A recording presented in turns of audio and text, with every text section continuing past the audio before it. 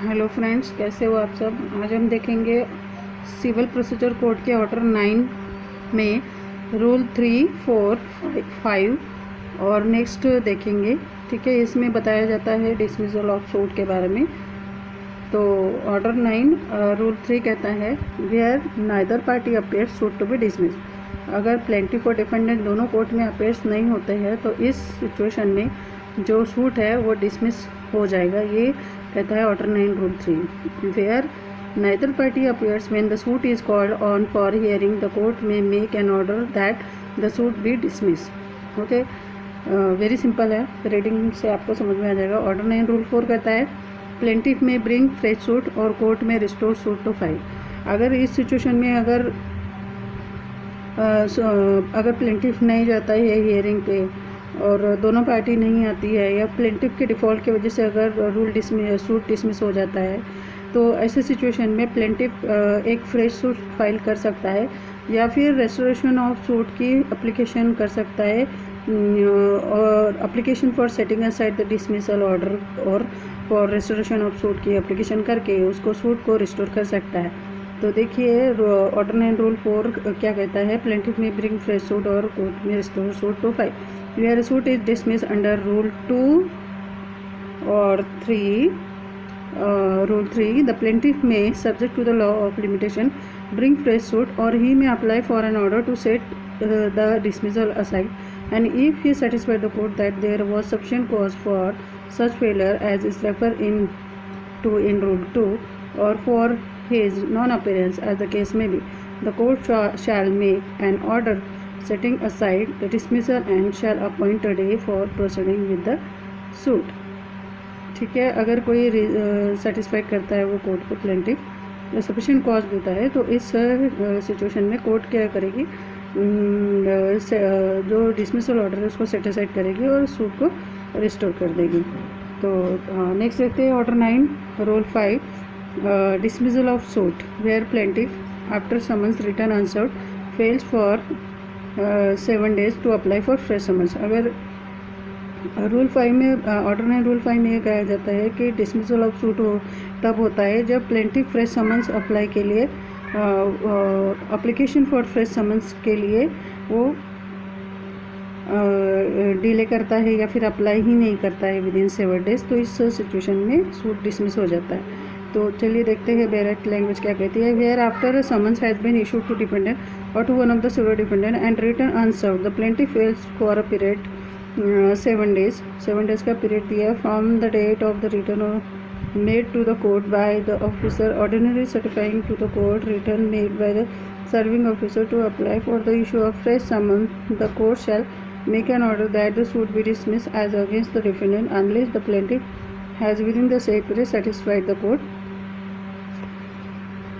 तो इसमें भी कंडीशन बताई गई, डिसमिसल ऑफ सूट हो जाएगा अगर फ्रेश समन्स के लिए एप्लीकेशन अगर प्लेंटिफ नहीं करता है तो, और या फिर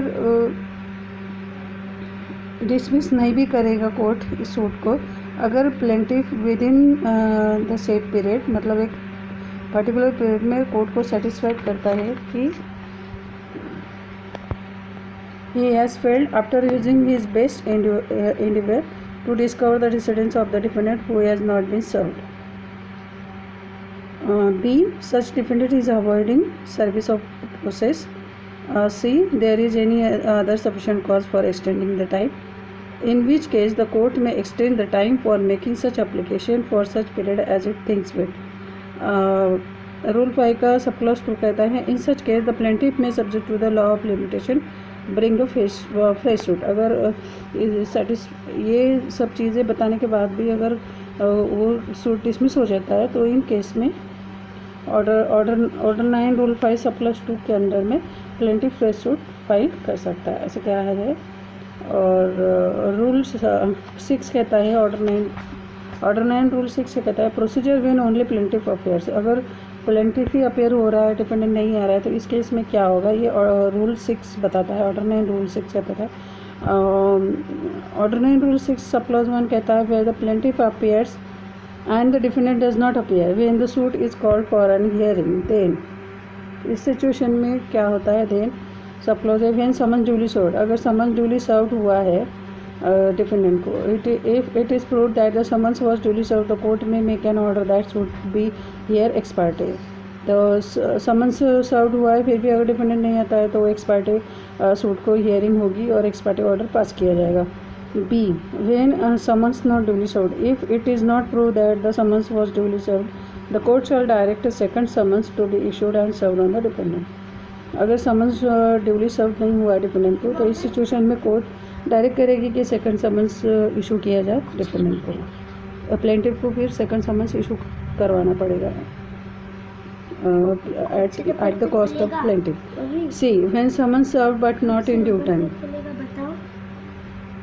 If it is proved that the summons was served on the defendant but not in sufficient time to enable him to appear and answer on the day fixed in the summons, the court shall postpone the hearing of the suit to a future day to be fixed by the court and shall direct notice of such day to be given to the defendant. तो इस तरह का hearing की date को postpone करेगा अगर due date में अगर समन्स सर्व नहीं हुआ है डिफेंडेंट को। तो ऑर्डर 9 रूल 6 सब क्लॉज 2 कहता है where it is owing to the plaintiff defaults that the summons was not duly served or was not served in sufficient time, the court shall order the plaintiff to pay the cost occasioned by the postponement.